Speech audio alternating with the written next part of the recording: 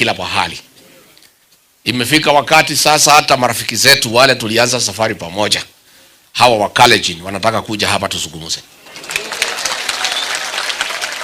Na mimi nimesema hatuna shida na Wakalenjin. Shida yetu ni mtu mmoja.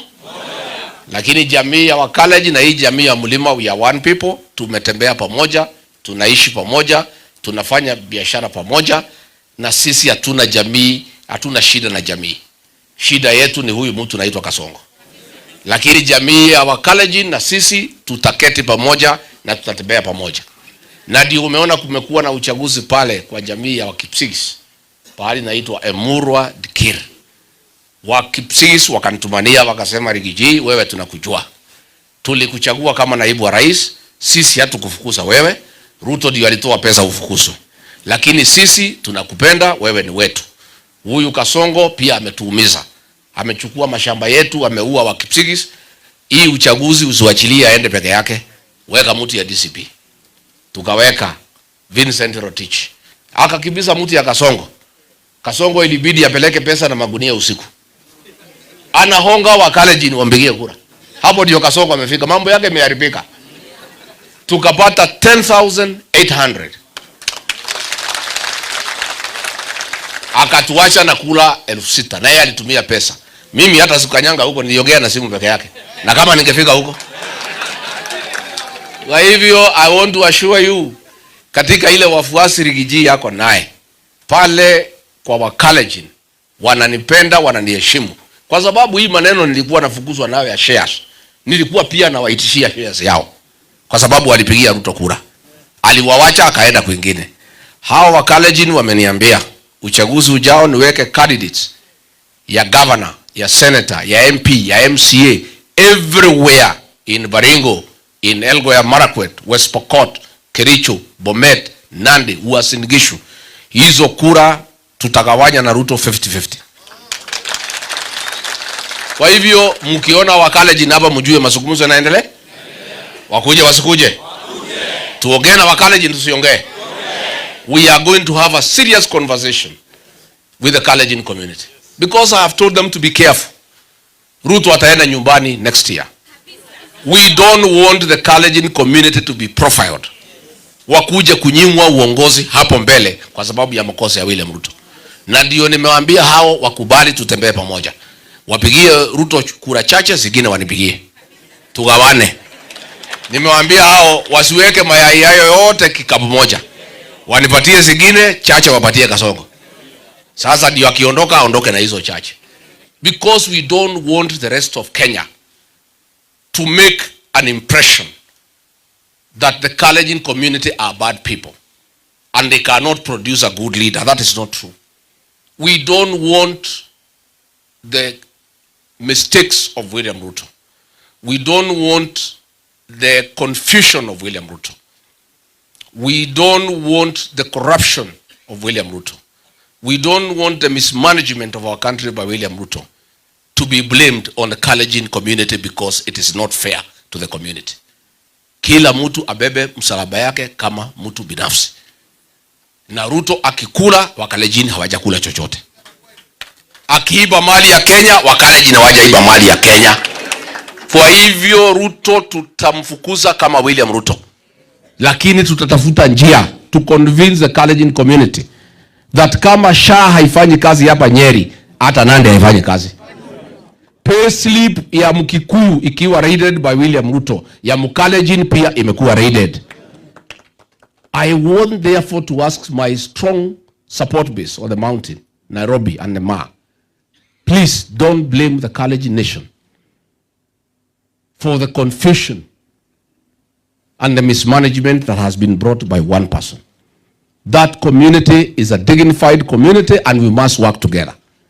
And they are part of this country. And we don't want them to be profiled. Ya kwamba hapo mbele ati wachukiwe kwa sababu ya huyu. Now the Kalenjin wameniambia 2007 when Raila lost to Mwai Kibaki, Ruto aliwapeleka kwa vita. Wameniambia this time Ruto akifukuzwa, kwa sababu hata hao wanasikia atafukuzwa, hawatakubali kutoa vita kwa niaba ya William Ruto. And I want to thank the Kalenjin community for that stand. that they will not agree William Ruto to mobilize them into violence after he is removed from power. They want to live peacefully with other Kenyans, and that is the way to go. Mimi ningetaka tu niseme mambo matatu ndio tuingie kwa ile mambo ya nyumbani. One, hii mlima wetu 2010 constitution iko kipengele nasema ndio kuwe rais wa Kenya lazima upate 50+1. Hiyo kipengele ni nzuri kwetu, na kuna serikali, na hiyo ndio ukweli. Tangu hii katiba ya 2010 pahali tulipiga kura ndio ushindi ulikuwa. 2013 tukakuwa na Uhuru Kenyatta, William Ruto, tukashinda. 2017 tukakuwa na Uhuru Kenyatta, William Ruto, tukashinda. 2022 tukakuwa na William Ruto, Rigathi Gachagua, tukashinda. Ukweli ni kwamba kulingana na hiyo kipengele na ukweli wa numbers, pahali mlima itapiga kura ndio serikali ijayo itakuwa.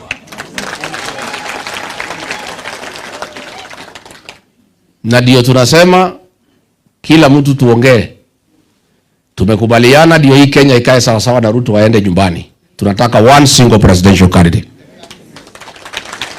Sio mnaunga mkono? One single presidential candidate. Na ndio niko hapa kutafuta mandate from my support base. Niende mazungumzo na wenzangu. Munipatie ruhusa, munipatie mawaidha. Niende pale niongee na hawa. Na vile Bishop amesema, our first priority ni mimi nipewe tikiti hiyo nipeperushe. But wale wamekuja pia wameniambia go to that table with an open mind. You have our mandate, enda pale with an open mind. Musikizane, mtoe candidate moja. Hatujafika hapo kusema ni nani, na hatuwezi fika mwaka huu. Kuna haraka. Mwai Kibaki alitangazwa kuwa single presidential candidate tarehe 14 mwezi wa 10 22, uchaguzi ukiwa December 27. Ilikuwa kati ya kutangazwa na uchaguzi miezi 2 na siku 13. Nyinyi msikimbize sisi ati tutangaza mtu saa hii. Nimeona hii gazeti ya Kasongo inaitwa Star Newspaper ambayo inaendeshwa na National Intelligence Service. Jana wanataka kulete porojo na fitina na propaganda kwa headline. Kalonzo Musyoka amesema ati Rigathi amesema ni mimi. Umesikia nikisema? Mimi sina mandate. Lazima niongee na watu wangu. Na mazungumzo yanaendelea? Si tumesema 45 days. Hii inaitwa G45. Wacha ile ya Kasongo ya G7. So hiyo gazeti nikwambie, unajua naandika namna hiyo kukoroka kina Matiang'i, kukoroka kina Madha. We know you. Don't bring confusion. And you cannot confuse us. We are too intelligent for you, Kasongo. Ulitudanganya sana sasa tunakujua.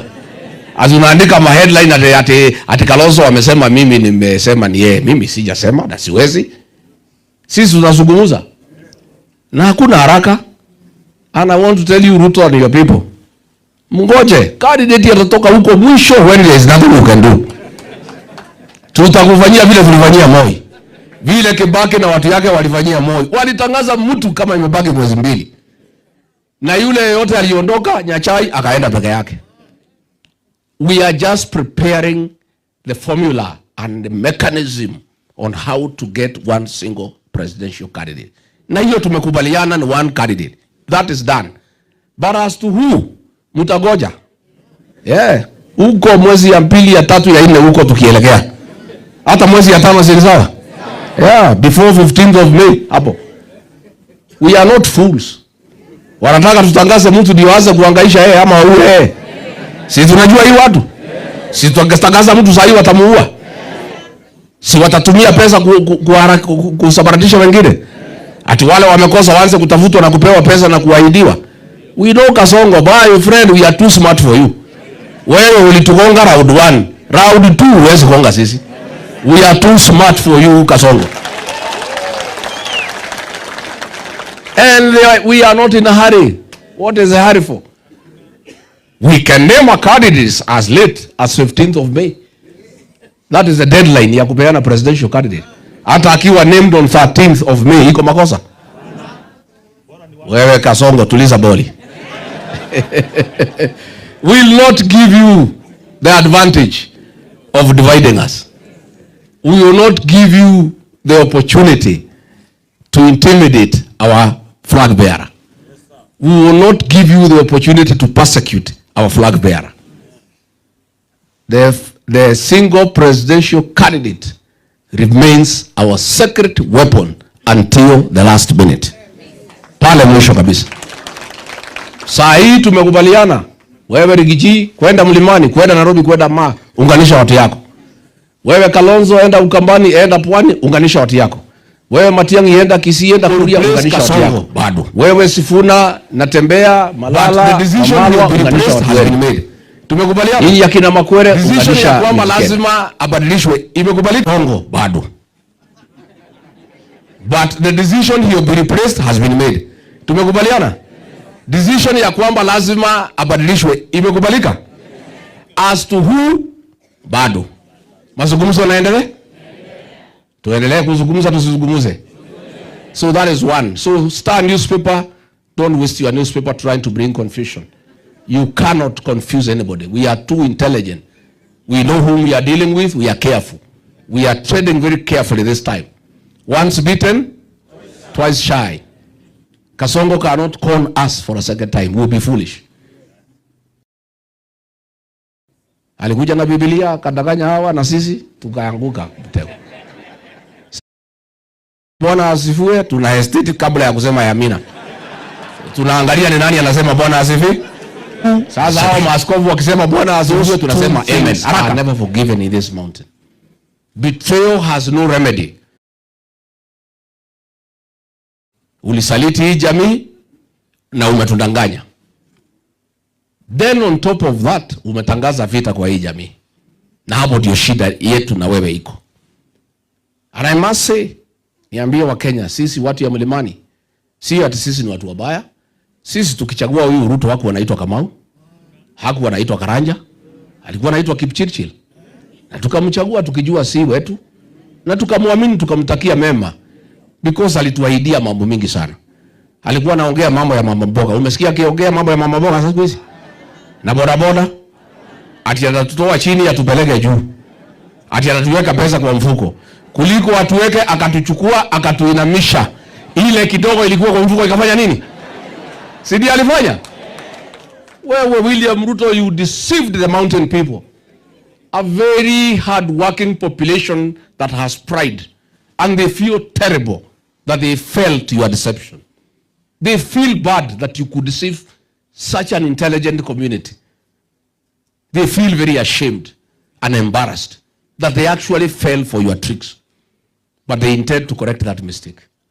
And in a big way, they intend to make a big statement. Shida mimi nilikuwa na huyu William Ruto nikiwa ofisini ni mambo ya kugawanya mlima. Alitaka kutugawanya kwa sababu alijua umoja wetu ndio nguvu yetu. Akaanza kugawanya Mount Kenya East na Mount Kenya West. Juzi ametuma kwa mlima. Inawezekana? Ni ujinga, si ujinga? Mlima hapana mpaka, mlima ni jamii. Really? This mountain is not about borders. It's not about this physical mountain. It's a people who speak the same language and who see things the same way. Hapa mlimani. Si ndio? Sitamu. The mountain people, many, they love that vote. Ya kufukuza mtu aende nyumbani, wanafurahia sana. Na mimi I want to tell you William Ruto, wewe hujui watu ya mlima. Wewe mwaga pesa yako hapa vile unamwaga Olokalau. Wewe hujui watu. Uliza Gideon mmoja kuambia vile baba yake alikuwa anaona hapa. Hapa kwetu Mathera alikuwa anapata 800 votes peke yake out of 60,000. Hapa mlimani hakuna pahali William Ruto, there is no constituency atafikisha kula 1,000 in this mountain.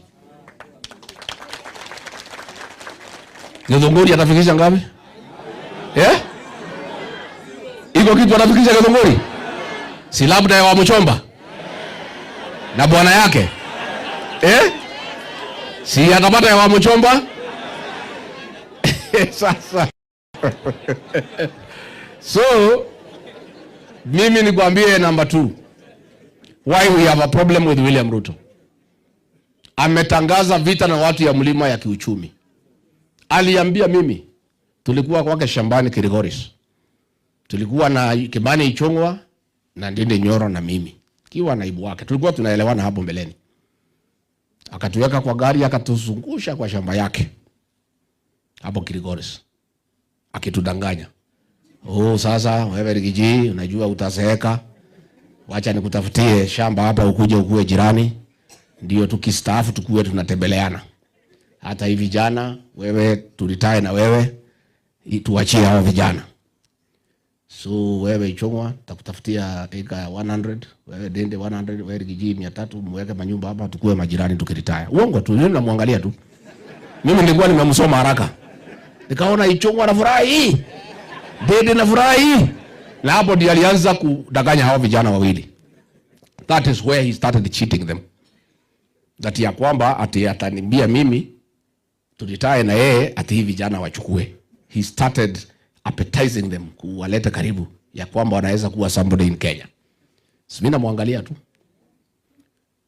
Tumezunguka kwa shamba, nimeambiwa wewe Rigiji nitakutafutia 300 pale Hekas, wewe Nyoro.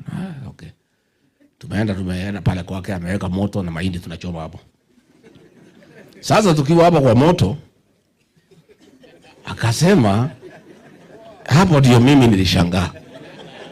That is where now I knew we are in trouble as a community.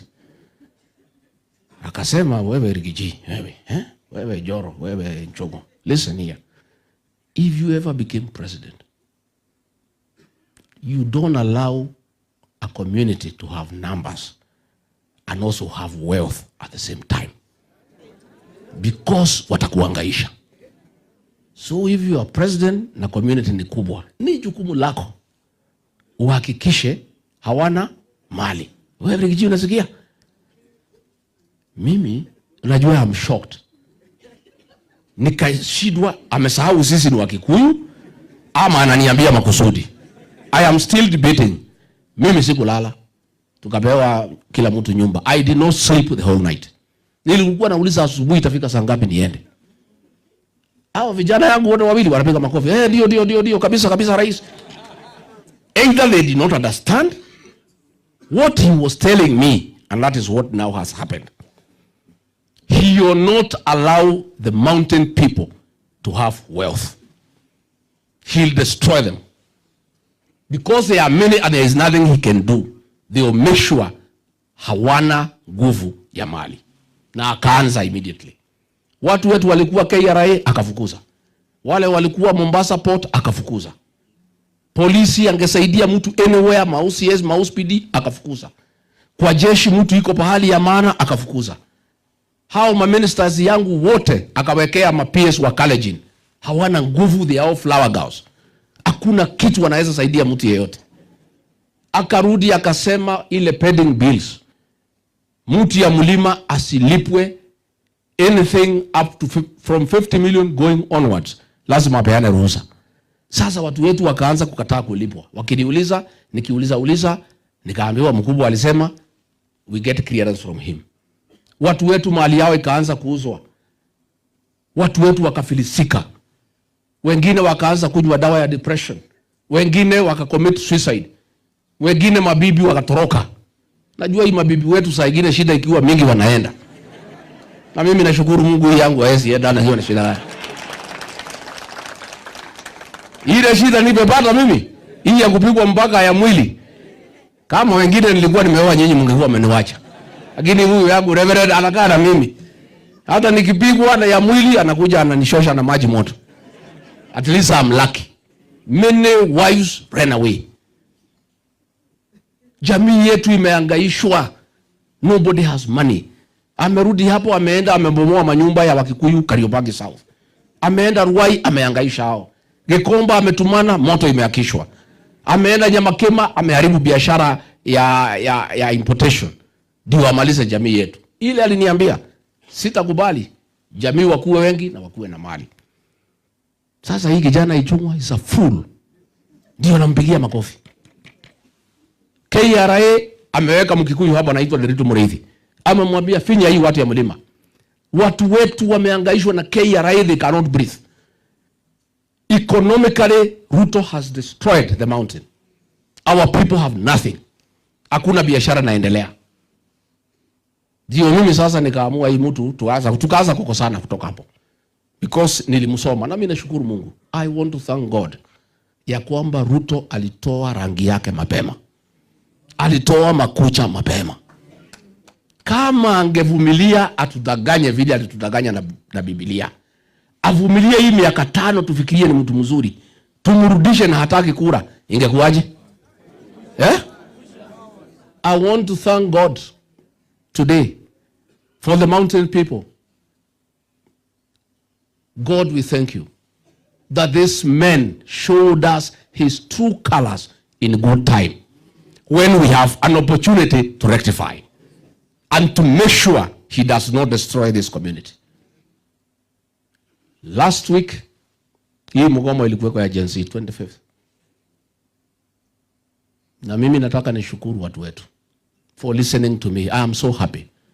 I am a very proud leader that I lead a good people who are obedient and who listen to their leader. Watu walinitafuta, watu ya polisi, watu wa nyumba yetu, wakaniambia ile vita imepangwa na Ruto na Murkomen ni ya kuua watoto hapa Mlimani na Nairobi, ni ya kuvamia mali yetu yote na kuvunja supermarket, maduka, petrol station, mpaka Githunguri Dairy ilikuwa ivamiwe. They wanted to bring down our means of production as a people. Ndio Wakikuyu, wa Meru, wa Embu washtuke, wanitafute, waniambie Rigiji, mtoto wetu, a good soldier lives to fight another day. This man is too ferocious for us. He will destroy our community. Please hold your horses.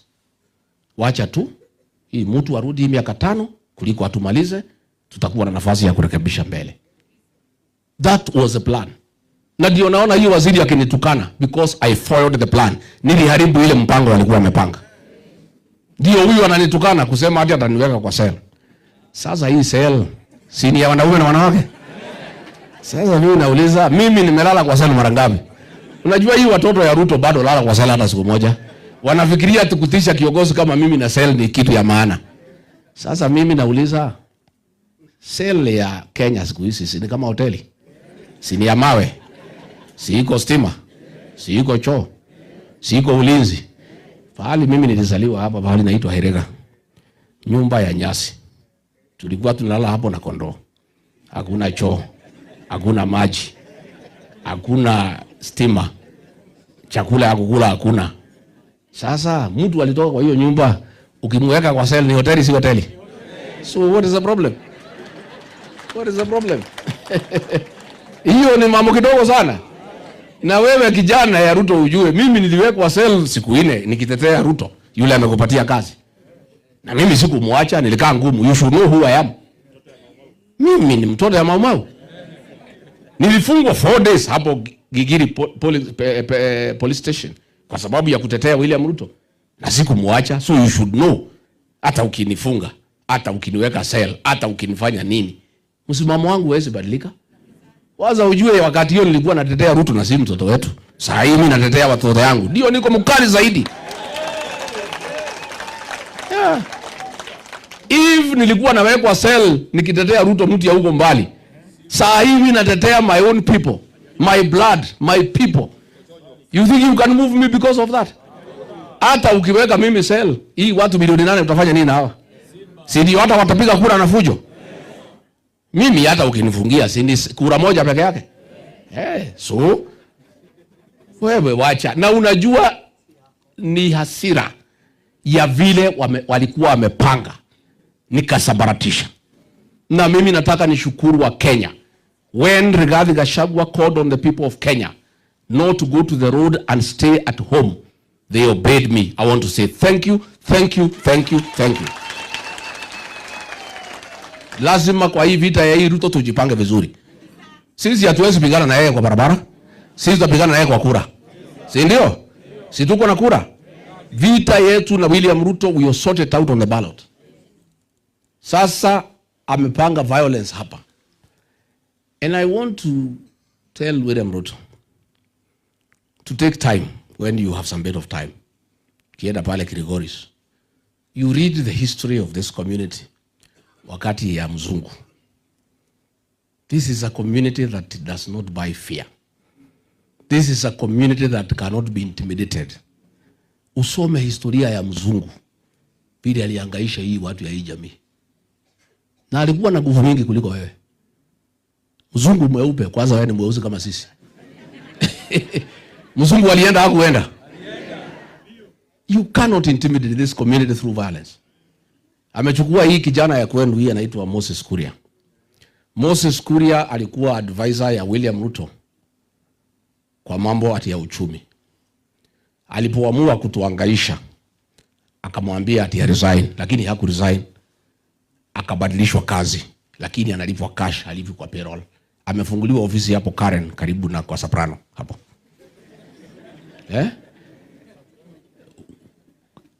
Moses Kuria, his new job, he is the presidential advisor on how to persecute the mountain people. Hiyo mchoro yote ya hiyo fujo yote Kuria ndiye alichora akapatia Kasongo. Akamwambia hii watu hawapendi mali yao kuharibiwa. Na ndio walikuwa na shida na Raila for a long time. Hawapendi mambo yao kuvunjwa. Hawataki violence. Tukiwalima kabisa, tuharibu mali yao na tuwapige kabisa, most likely watainua mkono. That is Moses Kuria advising William Ruto. Moses Kuria is a great existential threat to the mountain people. Akiwa na huyu Chongwa na Mwangi Kiunjuri. Those three ndio wana advise Ruto on violence. Pale tunaenda Olokalau, Ruto amemwaga zaidi ya 1 billion taslimu. Hakuna change. Ukitaka chai ya 100 unatoa 1000, mwenye hoteli kwambia wewe enda. Hakuna change. Ukitaka pombe lazima ukunywe pombe for 1000. Kama unataka tu 2 ya usingizi, ukunywe 2 uache change. Leo asubuhi wamama wamenipigia simu. Wameniambia saa 12:30 ati Sabina Chege aliamkia hao saa 12 wakiwa na Faith Gitawa akawapatia kila mtu 2200. So wameniambia Gitungati sisi tuko tumatiwa kila mtu 2200, tuko wamama karibu 16,000. Tunatafuta hii kijana anaitwa Ngodho hii yako. Tumugawia hii pesa nusu au sukume kampeni. That is how serious Olokalau is. Sasa William Ruto amepanga fujo. Kijana ya hapa anaitwa wa Mombi MP wa Mathira na bibi yake anaitwa Betty. Ameallocate hao askari 15 wanaitwa Nairobi Sierra. Askari wa uaji. Wale walikuwa wamekuja kuua mimi pale Wetima. That group is in Olokalau, wanakaa hapo kwa hoteli. Hata leo wamelala hapo kwa hoteli. Hiyo group Ruto ameallocate wa Mombi and Betty. Sasa ati wa Mombi na Betty ndio wanamsaidia yeye kufuruga amani Olokalau na Mlimani. Mimi nataka niambie na tena huyu Faith anatumana ati vijana watolewe Kibra. Ati wakuje wafuruge amani. Mimi nataka niambie nyinyi hamjui hiyo watu ya Nyandarua ni watu tofauti. Nyandarua is a settled area. Hakuna mkaaji ya huko, watu yote walipata mashamba huko. What happened when Nyandarua ilikuwa settlement scheme? Machief wa siku hiyo wali-identify ile watu yote kichwa ngumu. Wale wanaambia chief hapana. Machifu wakaona ndio tukae na amani. Hii watu yote kichwa ngumu wanasumbua sisi hapa kusema hapana. Wote wapelekwe Nyandarua. Hiyo ndio watu wako huko Nyandarua. Ndio iko akina JM Kariuki na akina hiyo Kavamelo. Hiyo ndio watu wako huko. So mimi naambia hiyo vijana mnatolewa Kibra. Mkienda Olokalau mtakuta vijana huko wanangoja nyinyi. Nasema karibuni. Wale wote wanataka kutolewa na Kuria Nairobi na wapi wapelekwe huko ati kulete fijo mtakuta wenyewe huko. Hapo ni Abadeas Forest, pahali Field Marshal Dedan Kimathi aliongoza vita ya kutafuta uhuru wa nchi hii. The people of Nyandarua are the descendants of the Mau Mau struggle, and their children are actually Mau Mau. So wale mnapelekwa hapo ati mkapeleke vita, please think twice. Consult your wife and your children before you go to Nyandarua. Na niambie wewe Eric Wamumbi na Betty, next year wewe Betty na Wamumbi na hiyo askari 15 mtakanyanga kwa bao, mtaenda kotini for the violence ile mlifanya Witima. The evidence is there. Juzi mumeenda hapo Olkalau, mumeattack Munene Wamumbi, our head of secretariat, mumechukua simu yake, mumepiga watu, mumeumiza watu. Ameenda police station, amepiga report ya kwamba MP alimpigia simu akamtisha, na vile vile akavamiwa MP akiwa pale. Polisi wamekataa kuchukua hatua. The good thing is that criminal acts have no time limit. They live forever. Next year, wewe Wamumbi na bibi yako, William Ruto will not be there to protect you. Murkomen will not be there to protect you. You will face the law. Nataka kuambia watu ya Kalau, msikuwe na wasiwasi. Muamuke mapema mpige kura. Vijana wetu wamenihakikishia mtapiga kura bila wasiwasi. Watu hawezi uziwa uoga jijini na uziwa kwa Gachagi. Hawezekani? Mnamezoea kutupiga Nairobi. Hamwezi kutupiga kijijini. Na ndio siku William Ruto amesema atakuja Olkalau.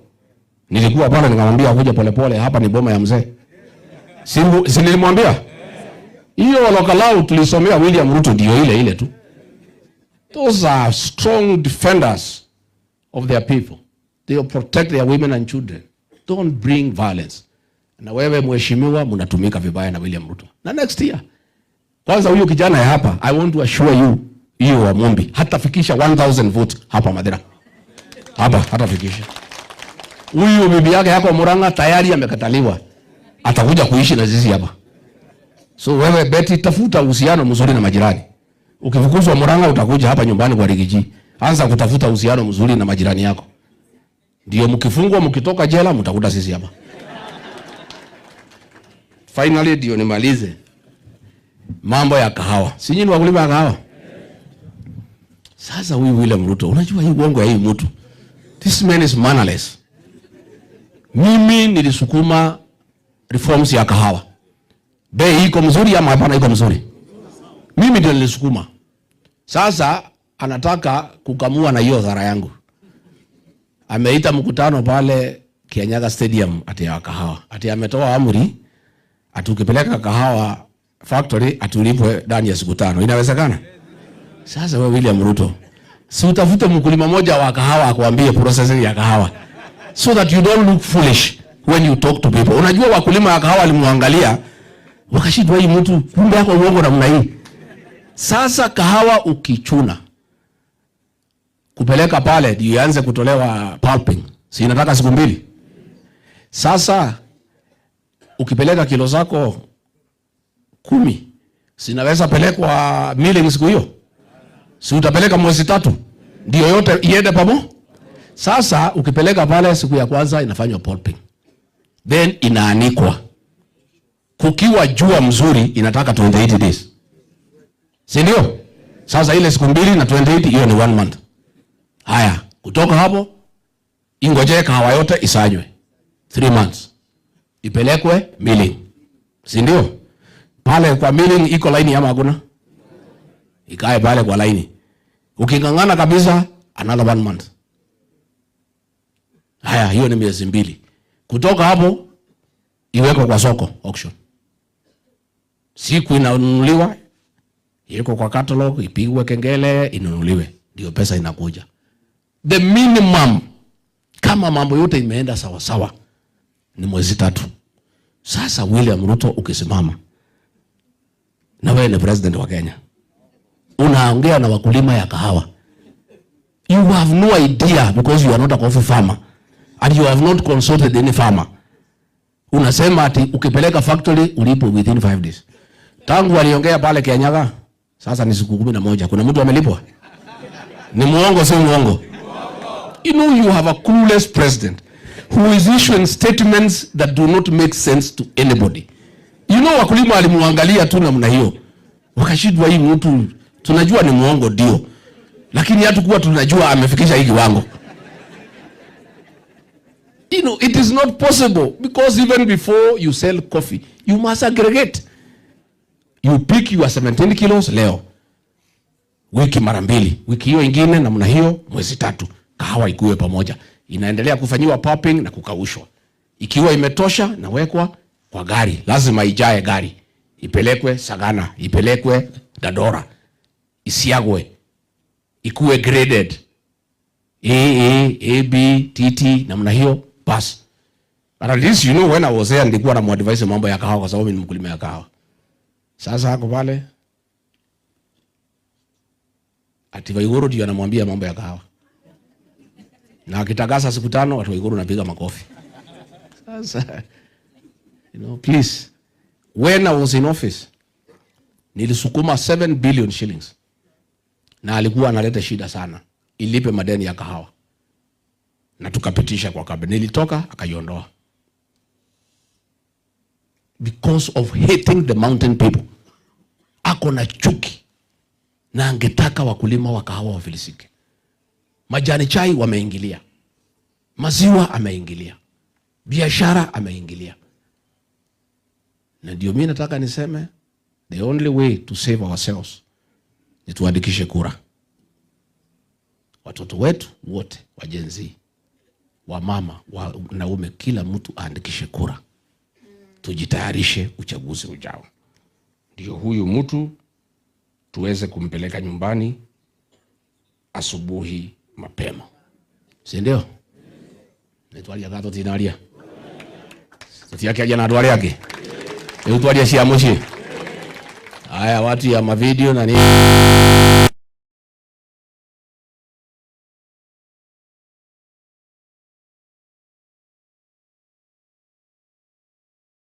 Ya kufukuza ni tamu si tamu? The mountain people, many they love that food. Ya kufukuza mtu aende nyumbani, wanafurahia sana. Na mimi I want to tell you, William Ruto, wewe hujui watu ya mlima. Wewe mwaga pesa yako hapa vile unamwaga olokalau. Wewe hujui watu. Uliza Gideon mmoja kuambia vile baba yake alikuwa anaona hapa. Hapa kwetu Mathera alikuwa anapata 800 votes peke yake out of 60,000. Hapa mlimani hakuna pahali William Ruto, there is no constituency atafikisha kula 1,000 in this mountain. Githunguri atafikisha ngapi? Iko kitu atafikisha Githunguri? Si labda ya Wamuchomba na bwana yake? Si atapata ya Wamuchomba? Sasa so mimi nikwambie number 2, why we have a problem with William Ruto. Ametangaza vita na watu ya mlima ya kiuchumi. Aliambia mimi, tulikuwa kwake shambani Kirigoris. Tulikuwa na Kimani Ichung'wa na Ndindi Nyoro na mimi. Kiwa naibu wake. Tulikuwa tunaelewana hapo mbeleni. Akatuweka kwa gari, akatuzungusha kwa shamba yake hapo Kirigoris. Akitudanganya. Sasa wewe Rigiji, unajua utazeeka. Wacha nikutafutie shamba hapa ukuje ukue jirani. Ndio tukistaafu tukue tunatembeleana. Hata hivi vijana wewe tulitae na wewe tuachie hao vijana. So wewe Ichung'wa takutafutia eka 100, wewe Dende 100, wewe Rigiji 300, mweke manyumba hapa tukue majirani tukiritaya. Uongo tu, mimi namwangalia tu. Mimi nilikuwa nimemsoma haraka. Nikaona Ichung'wa anafurahi. Dede na furahi. Na hapo ndiye alianza kudanganya hao vijana wawili. That is where he started cheating them. That ya kwamba ataniambia mimi tulitae na yeye ati hivi vijana wachukue. He started appetizing them, kuwaleta karibu ya kwamba wanaweza kuwa